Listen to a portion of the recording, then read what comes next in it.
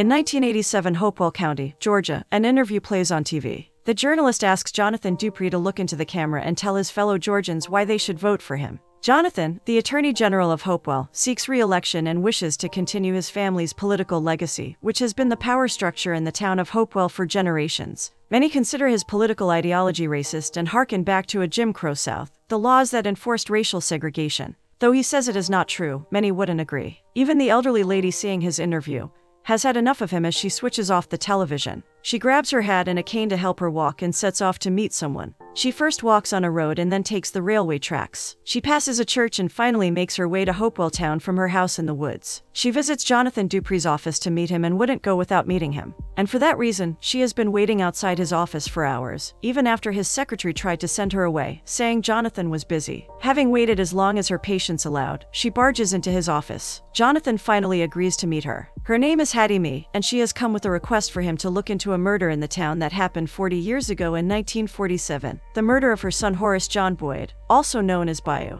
Jonathan scoffs, hearing this. He apologizes and says he won't be able to help her. He suggests she talk to the sheriff's office. Hattie takes out a bunch of letters from her bag that Bayou wrote and hands them to Jonathan. She says the letters have everything he needs to know. With that, she leaves his office. Jonathan is about to throw the letters away when a name, Leanne J. Harper, catches his eye. All the letters are addressed to her. Jonathan starts reading the letters. In the letters, Bayou mentions Leanne's name as Lil Ann. And so the story of Bayou and Lil Ann begins. Somerville, Georgia. The year is 1937. Bayou cuts some lavender stems and gleefully hops back home. A feast is being prepared. Chili, corn, crabs, chicken, coleslaw, and much more fills the air with its aroma. Coupled with the music of a live band, Hattie sings, and everybody dances to the upbeat song. Bayou comes from a family of musicians. Hattie is a blues singer, and his father, Buster, is a guitarist. Bayou asks his friends about a wallflower standing under the tree. She is introduced as Ethel Lee's daughter. People call her Bucket. Bayou is interested to know why people call her Bucket. He soon gets his answer. Her mother left her in the town and ran off to the north. Leanne resides with her grandpa. While everybody dances, Buster calls Bayou to play the trumpet.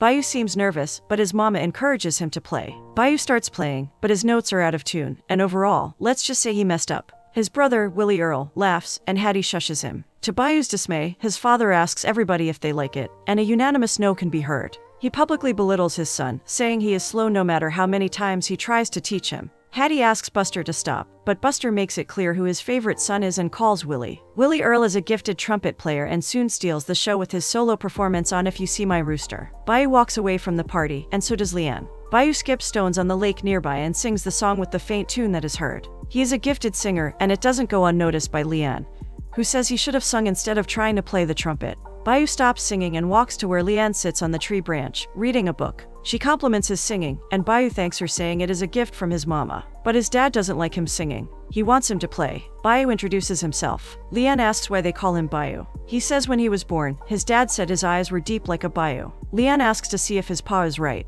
He walks closer, and she leans to look into his eyes. She declares his eyes are normal and then remarks that his pa probably doesn't know much. Bayou gets offended and asks her to be careful about how she speaks about his father. Leanne apologizes, calling him by his actual name Horace John. Still irritated, he says he prefers Bayou and calls Leanne Bucket. Leanne is infuriated, and she says she prefers to be called by her name Leanne Jean Harper. She warns if he ever calls her Bucket, she will never speak to him again. She gets on the branch and starts to leave, so Bayou apologizes. As he does, Leanne loses her balance and falls on him, taking him down with her. On the ground, they both laugh at the silliness of the situation. Bayou asks if he will see her again and calls her Lil Ann by mistake. Leanne says she will when he learns to say her name correctly and leaves. Bayou seems to have a little crush on her. Bayou is all dressed up, and Hattie compliments on how good her son looks. Buster and Willie soon arrive with their hunt. Buster tells Hattie how Willie caught them all and that he couldn't be prouder of him, calling him my boy. Bayou feels left out, and Hattie understands how her baby boy must feel. Buster asks Bayou to skin the hunt, overlooking that he is all dressed up. Hattie jumps in and says she'll do it. Buster stops him to ask where he's going, but Hattie pushes him to go. She tells Buster that Bayou is going to ask Leanne if he can take her to the social. Willie listens to their conversation and gets angry because he doesn't want Bayou to ask Leanne. He rushes outside, ignoring his mom to leave Bayou alone. He pushes Bayou to the ground and sits on him to dissuade him from asking Leanne. The parents rush out, hearing the commotion. Seeing Willie bully Bayou, Hattie rushes towards them, picks a stick from the ground, and smacks Willie to get off of Bayou. Buster doesn't care and says Bayou should learn to be tough. Hattie takes a stand for Bayou and shouts at Buster and Willie to go inside and leave Bayou alone. Buster calls Willie and says he is going to teach him a new song. Bayu is hurt by the partial treatment his father gives the two brothers and asks his mama why it is like that. Hattie always supports her innocent baby and assures him he shouldn't listen to anything anybody says. She holds his chin to make him look high as she dusts off the dirt on his shirt. He reaches Leanne's house. Leanne is peeling the pea pods when she hears Bayu's voice. She rushes out and finds her grandpa questioning Bayu about what he wants. Bayu gets a glimpse of Leanne signaling him not to say anything, so Bayu says his mother is a washwoman, and he wants to know if there is any washing needed. Her grandpa catches on to his lies and says he isn't stupid. He can see what is going on. He warns Bayu to stay away from Leanne. He shoos Bayu away, threatening to hurt him if he ever steps on his property. Scared, Bayu walks away swiftly. At dinner, Buster starts poking Bayu, asking him what the girl said. Willie adds that she must have said no, and both father and son start laughing, making fun of Bayu. Hattie raises her voice and asks why they are always mean to Bayu.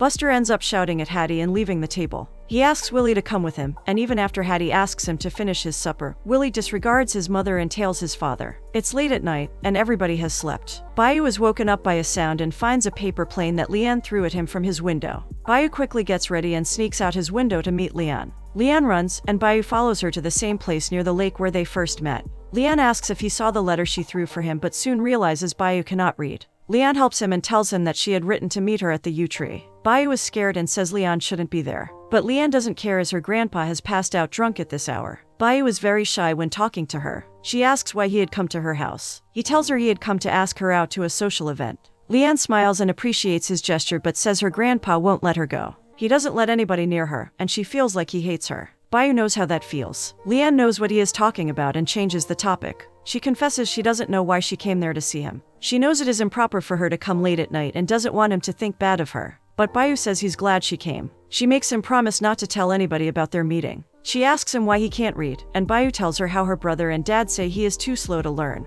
Leanne takes it upon herself to teach him how to read. Bayu remembers how beautiful she looked in the nightlight. Up until now, no one had encouraged her other than his mama, and today, seeing Leanne do the same, he felt good. A feeling of warmth grew inside him, and they stood there talking and smiling for hours till the sun almost came up. After that night, he couldn't wait for that paper plane to come flying into his room every night. Bayu would sleep dressed up so that he could go out with Leanne without wasting any time. What they shared was so pure. Leanne would bring a book and teach him to read every night. They laughed a lot and enjoyed each other's company. Bayu's mama was so happy that he was reading. But he couldn't tell her because she would have been mad at him for sneaking out at night and because he had promised Leanne he wouldn't tell anybody. But he couldn't understand why Leanne would shake. He felt that she had so much to say to him, but she never did and would just shake like a leaf on a windy day, even on a hot summer night. All summer long, they met at the tree. He was worried about what would happen to their rendezvous when the rainy season came. But there she was, waiting for him in the rain under an umbrella. They both were crazy about each other, and a little rain wouldn't stop them from meeting each other. And one day, with the first rays of the sun shining on them, they shared their first kiss. Bayu confesses he had never felt anything this good in his life. He came back home, jumping and hopping, his feet not touching the ground. But it didn't last long. He heard his mama scream. He ran inside and saw his mama holding a screwdriver and threatening Buster to stay away. Buster is in one of the moods where he loses his senses and directs his aggression on his wife. But Hattie is not going to give in.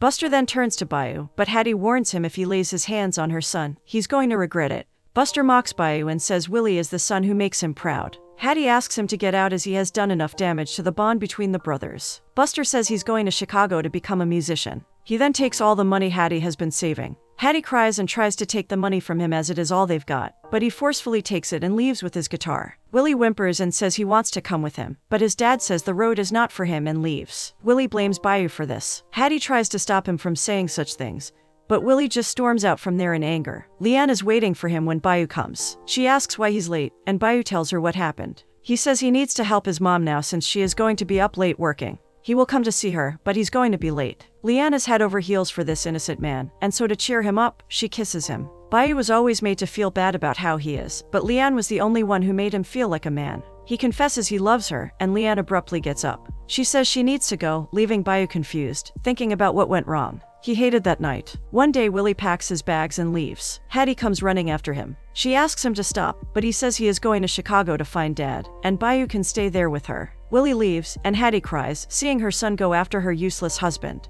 That night she cried a lot, and it would remain the same for the coming days. Bayu would sit by his mama till she cried herself to sleep. Then every night, he would wait for a paper plane to fly from the window. Sometimes he would wait under the tree, but Leanne stopped coming at all. So one night, he went to her house, but what he saw there was horrible. He saw the extent to which her drunkard granddad was abusing her. Bayou sat there thinking his dad and brother were right, he is weak, or else he would have gone inside and eliminated the man for what he was doing to Leanne. He didn't tell Leanne what he saw, but she got a letter from him and after reading it came to meet him under the tree. She says the letter he sent was beautiful. He asks how she is doing, and she suppresses her sadness and says she's fine. Bayou says he shouldn't have said that he loves her, but Leanne stops him and says she loves him. Bayou takes out a ring and proposes to her. Leanne cries and says she is not a pure girl, but Bayou doesn't care because he loves her. Leanne is scared her granddad will not allow her, but Bayou assures her that he'll deal with him. Leanne finally says yes, and they kiss. Bayou is helping his mom with the clothes. Hattie's friend Sitsi suggests they should move to Hopewell County and start a proper juke joint.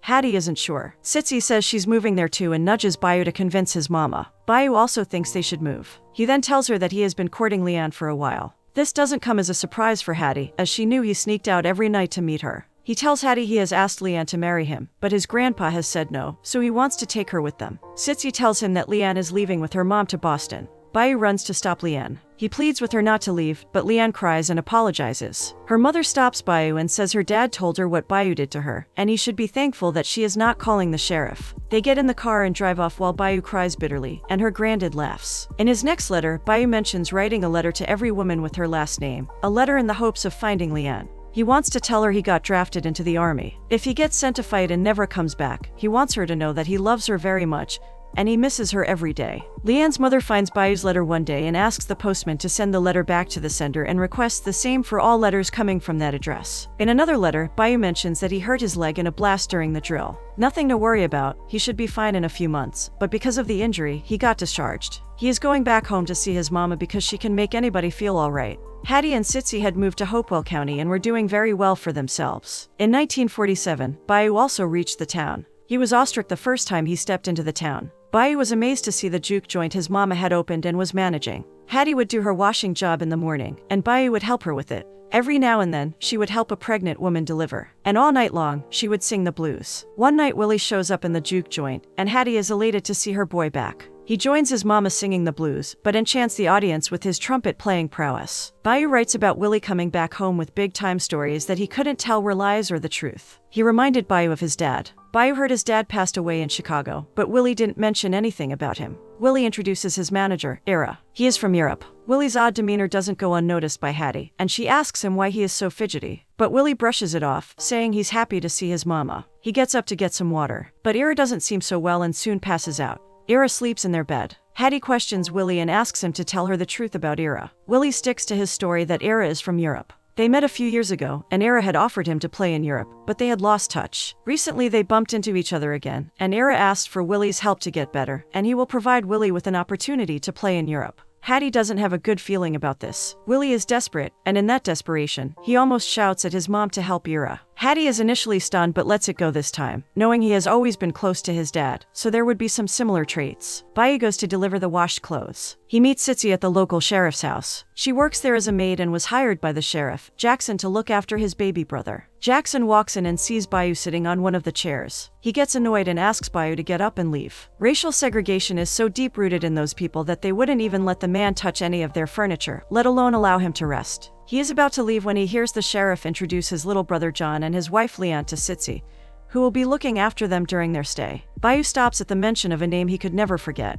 Sheriff asks him to get out, and he turns a little, just enough for Leanne to recognize him, and leaves. Leanne turns as pale as a ghost upon seeing him, but her mother, Ethel, thinks her daughter is just tired. It soon starts raining, and Bayou is drenched till he reaches back home. He doesn't show how his heart wept, seeing the love of his life before him after so many years, but married to somebody else. Probably, nature felt bad for him and wept with him. Back home, he finds his brother reading his letters and teasing him for still writing to Leanne. Bayou gets furious and shouts at Willie angrily to give the letters back to him. Leanne sits in her room with her mother by her side. She shares that she can't do it. She is concerned that they are just a few hours away from where they used to live. Someone will recognize them, but Ethel is adamant. It is the only way they can secure their lives and have a well-off life if they pass themselves as white. And she won't let anybody ruin this chance for her, not even Leanne. Ira is conscious again and is a little scared and disoriented. Bayou gives him the homemade medicine his mom prepared and calms Ira down. Leanne and Ethel are having dinner with the family. Jackson tells them that John will soon be the town's mayor with a hint of jealousy. Leanne and John had eloped and have been married for 3 months now. Ethel made sure that Leanne's marriage remained low-key so as not to attract any suspicion. Ira eats soup as Bayou looks worried about his health. Ira says he needs to make a phone call as he had promised Willie he would book an audition for him at the Capitol Royale in Chicago. He wants to see if there is an opening. Bayou says they don't have a phone, and the one in the store is closed. He assertively asks Ira to rest and says that he can go tomorrow with Willie. That night at the juke joint, Hattie sings and entertains everybody. Willie is irritated as to why Ira hasn't arranged an audition for him. Ira tries to placate him, saying he will call them tomorrow. He is a bit concerned that Willie's act has nothing new, and they would want to see something different or special. Hattie calls Bayou to sing with her. Bayou soon joins in and mesmerizes the audience with his voice. Ira realizes Bayou is more talented than Willie, and this is the novelty the Capitol Royale is looking for. Everybody cheers and applauds as Bayou finishes singing. Willie looks envious of all the attention his brother is getting. The sheriff comes to take his share from Hattie for letting her run the juke joint in peace. He promises no trouble if she keeps giving him his share. Bayou is out at night. He sees a car following him, which makes him scared, and he starts running but stops when he hears someone call him. It is Leanne. She pleads with him to get in the car. He says people will eliminate him if they see him in the car with her and says it is way too dangerous. But she insists. Bayou asks her to park behind an old mill a few meters ahead and goes to meet her there. He quickly sits in the car and doesn't speak for some time until Leanne asks him how he's doing. She broke Bayou's heart, so he is not going to pretend that nothing happened. He shares how he was saving money to come to Boston looking for her because he thought she was in trouble. He wrote to her every week, even 5 times a week sometimes, but she never replied to any of them. Leanne says she never got any of his letters, so she thought he must have moved on and married. Bayou asks how he could be with someone else when his heart beats only for her. Leanne reveals that her mother had threatened to call the sheriff and tell him that Bayou did things to her if she didn't leave with her, and never talk to him again. They would have eliminated him and burned down his mother's house if she didn't comply. She was left with no choice. Her mother wanted her to marry a rich white man. She doesn't even know how she got herself into this. Bayou asks her if she loves her husband. She doesn't answer at first, but when asked again, she says not as she loved him. Bayou can't recognize the woman in front of him, because the girl he loved had eyes only for him. He asks her why she came down here. Soon Sitsy's car approaches and passes them. Bayou says she is there to pick him up, so he has to leave. He meets Sitsy, who playfully hugs him, and he asks if he can drive. She lets him take the wheel. Leanne looks at them in jealousy. While driving back, they spot Leanne's car pulled over and the sheriff questioning Leanne. Bayou pleads with Sitsy to lie to sheriff that Leanne was there to pick her up. Sitsy tries to ask him the reason, but Bayou doesn't have time. Sitsy does as said and tells the sheriff that Leanne was there to pick her up, but she had got a ride and apologized to Leanne that she had to come all the way up here. She promises she will have her breakfast ready early in the morning. She requests Sheriff not to tell John about this. Sheriff lets Leanne go with a warning, and Sitsy looks at Bayou in disbelief. The next day, Ira manages to get Willie an audition. That night Sitsy was ready to leave. She saw Leanne scrubbing the floor when she came to tell her she was done for the day and leaving. But something got over Leanne, and she asked Sitsy to clean the floor. Sitsy assured her she had just finished mopping the floor, but Leanne wouldn't listen. She turned extremely rude when she didn't allow Sitsy to change into her uniform and slapped her for defying her orders. She probably started believing and acting as other white people did, but more than that, she was jealous of Sitsy's closeness with Bayou. But Leanne was brought back to her senses by Sitsy's slap as a retaliation. Leanne was ready to fight but stopped when Sitsy called her Bucket, the name she was addressed with often back in the day. John comes downstairs and asks if everything is fine. Sitsy says everything is fine, and Leanne stays quiet, scared Sitsy will reveal her truth. Once Sitsy leaves, John tries to convince Leanne that she'll get used to the heat if that is what is keeping her up at night. He says this is his home and now theirs. But Leanne can't stay there and says she wants to go back to Boston. John loses his cool as that would cause so much embarrassment to him and his family name. To defend his name, he would tell everybody that he and Leanne went for a swim, and Leanne drowned in the strong currents. John's words are a warning for Leanne about what awaits her if she does anything that will bring his reputation to ruins. Leanne feels disgusted and scared about the situation her mother has got her into. Willie is in a stupor, telling everybody in the juke joint how he's going to Capitol Royale the next day. Hattie asks Ira if he's got it, but Ira says it is just an audition. She asks Bayou to see the counter as Sitsy is late again. Leanne is still sitting at the table as Sitsy cleans the floor. Leanne asks if Bayou told her, but Bayou wouldn't utter a word. Sitsy figured it out on her own. Leanne says the floor is clean, which makes Sitsy cry. She says she knows but doesn't know why Leanne is acting like this to her. She used to be nice. Leanne confesses she was jealous. Sitsy says Bayou is a one-woman man. He didn't talk to any other woman while she was gone. She tries to make her understand that she and her mother are playing a dangerous game in a society like theirs. Leanne wants Sitsy to give a paper plane to Bayou. Sitsy outrightly declines, but Leanne is persistent, and Sitsy takes it before John comes down again. Bayu meets Leanne after he gets her paper plane from Sitsi. Leanne is ready to go with Bayu and thinks of telling John about her real identity, but Bayu stops her. The consequences will be dire if she does that. He then tells her he can't meet with her like this anymore. But Leanne doesn't want to let go of him as he is the only person who makes her feel safe. Bayu says he needs to save some money if they are going to run from there. Until then, they can't meet. The time apart has been too much for them to carry their emotions, and they let their emotions take control. And Leanne leans in to kiss him, and one thing leads to another. Ethel is passing through the road when she sees Leanne's car. She figures out what is happening and drives off. At home, she is sitting with John when Jackson comes with his wife, Margaret. Sitsi eavesdrop from inside the kitchen. Jackson tells John that someone tipped him off that Bayu whistled at Leanne. Leanne says that is not true. Ethel steps in and says she saw it and told Jackson about it. Leanne cries and asks Margaret to stop her husband, but she wants their husbands to teach Bayu a lesson. John and Jackson leave in anger and talk of taking other men with them. Leanne tries to go after them, but Ethel has already taken the car keys away. She says she warned her she wouldn't let anybody spoil their lives. Leanne rushes in but sighs in relief when she can't find Sitsi. She prays Sitsi reaches Bayu before John and Jackson do. Willie is leaving for Chicago. Hattie is seeing him off, and she has come to know he occasionally takes stimulants. As he's leaving, she asks him to lay it off a little as she's concerned he might become dependent on them. Ira thanks Hattie for letting him stay with them and looking after him. As they are getting in the car, they hear Sitsi shouting hysterically at Bayu to go. In a panic, she says Leanne's mom lied, saying he whistled at Leanne and they are coming for him. Bayu is more concerned about Leanne. Sitsi says she is fine. Hattie also panics and wants her sons to be safe. She pushes him into the car. Bayu is concerned about her too. She assures him she will deal with the sheriff as she pays him. They soon leave. Sitsi and Hattie sit down in the house to calm themselves, and Sitsi tells her everything that is going on between Bayu and Leanne.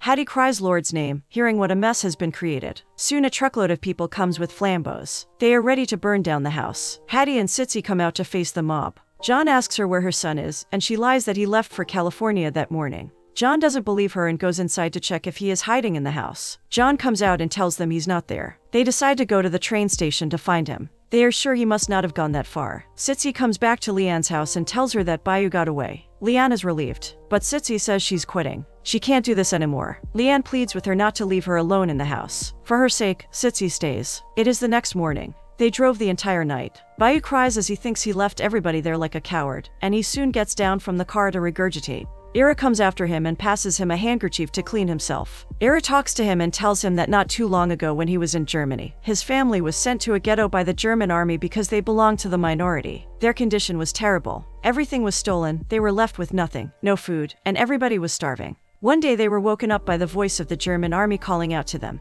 They were ordered to eliminate anybody from them who was unable to work anymore. But Ira and his people didn't know about this, and the army promised them they were moving them to a better place with better living conditions. They were loaded in the cars like cattle, and they stayed like that for days. Ira's voice shakes as he recounts the ordeal. Ira's wife and kid were with him when they were sent to the camps, where they were tested to see if they were fit to work. His wife could not be tested while holding his daughter, so the army eliminated them right before his eyes. Ira says he is telling Bayu this because sometimes one needs to continue moving and enable themselves so they can come back and help their people. He couldn't help his family, but he helped many people. Bayu can do the same. He can help Leanne, but he must first learn how to survive. Bayu understands, and Ira convinces him to continue the journey. They soon reach Chicago. Bayu writes to his mama, telling her how the town is nothing like he has ever seen. He shares he was nervous about what they called an audition at the Capitol. Once inside, they saw the most amazing dancers practicing. Ira goes to meet the director, but the director tells him to call him next week since they are in the middle of the rehearsal. Ira tries his best to make him listen to the brothers, but the director walks away. Willie sees it all and knows they're not getting a chance, so he leaves the music house. Ira comes down and asks Bayu where Willie went. Bayu tells him he just left. Having no choice, he asks Bayu to sing.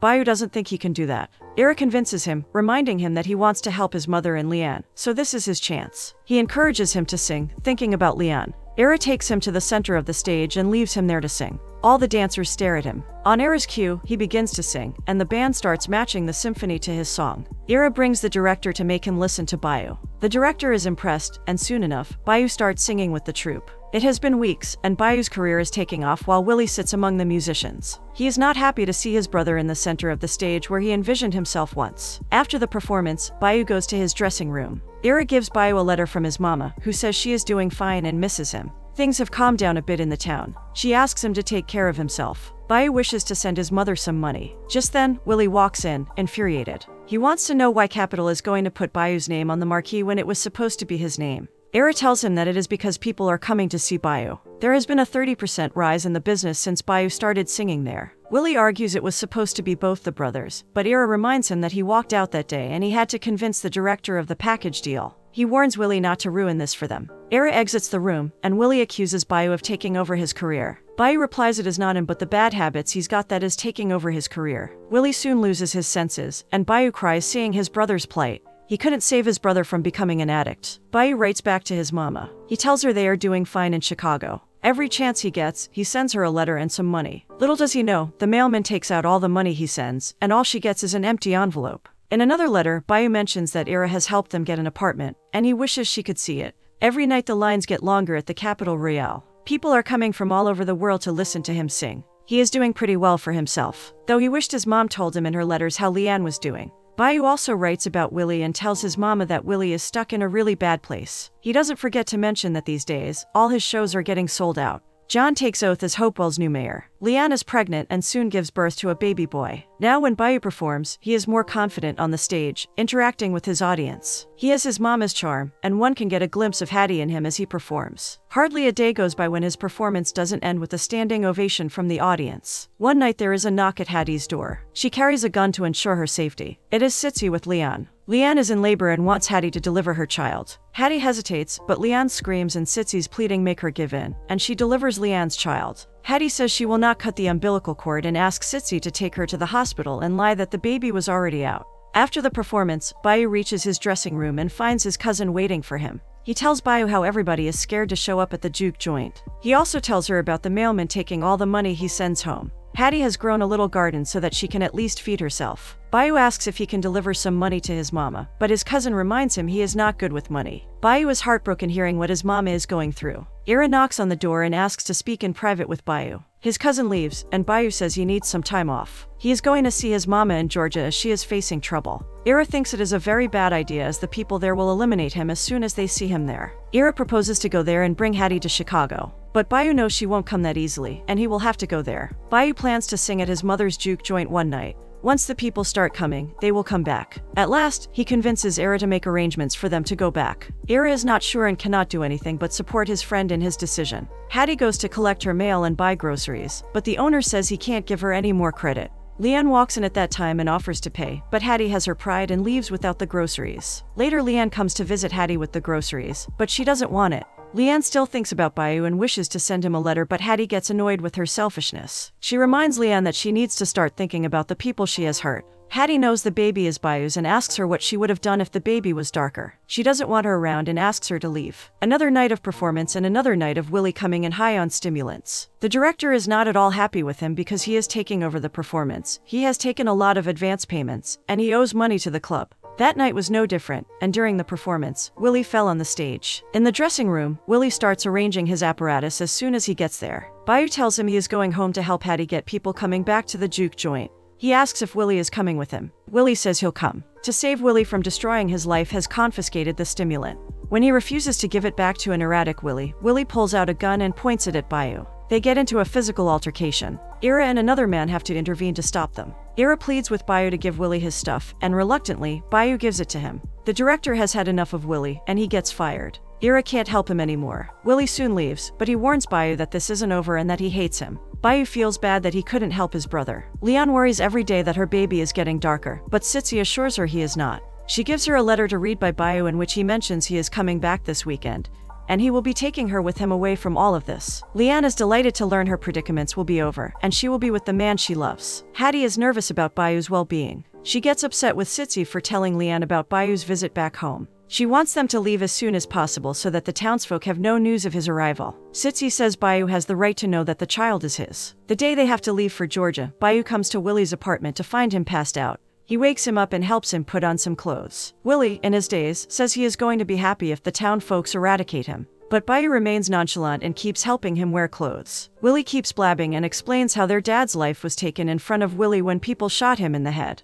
Bayou stops for a second or two to process the news, but soon resumes to what needs his attention. Bayou and Willie travel with the entire band and soon reach Georgia. Hattie is overjoyed to see Bayou. She welcomes him with open arms. She then hugs Willie. Willie is envious seeing his mom, and Sitsi is more excited about Bayou's arrival than his. Bayou asks the band to set up as it is going to be dark soon. After the performance, they are going to leave. Bayou whispers the time in Sitsi's ears to let Leanne know she needs to wait for him in the bus. Willie walks out, saying he needs some fresh air. But little do they know Willie is going to the sheriff to tell him about Bayou's arrival. Hattie thanks everybody who has joined them tonight at the juke joint. Soon she reveals the big surprise, her sons. They start performing and everybody enjoys the music. Meanwhile, Jackson calls John and lets him know that Bayou is back in town. Bayou lets his mama take the stage and starts leaving to pick up Leanne. Ira wants him to go with the body men waiting by the car. He agrees. But when he goes out, he asks the men to stay there, as he wants to meet Leanne alone. He climbs onto their tour bus and sees Leanne sitting inside, waiting for him. They cry as they see and kiss each other. Leanne shows him his son, and Bayou couldn't be happier. Inside, Willie is playing his trumpet when he starts crying, making everybody worried.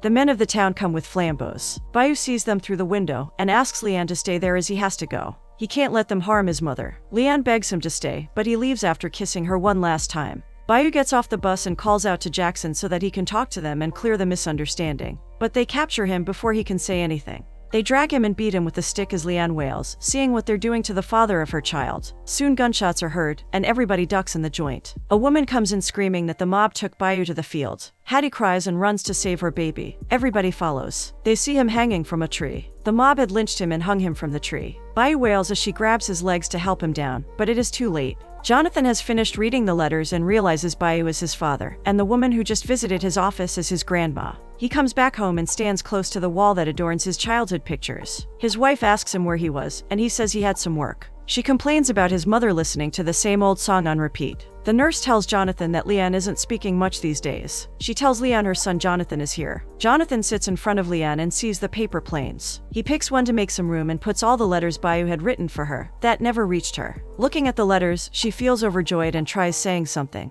But tears take their place, and she cries bitterly, remembering the man she loved. Jonathan holds a sniffle and walks outside. Once outside, he sits on a rocking chair and lets the reality of his existence and heritage sink in.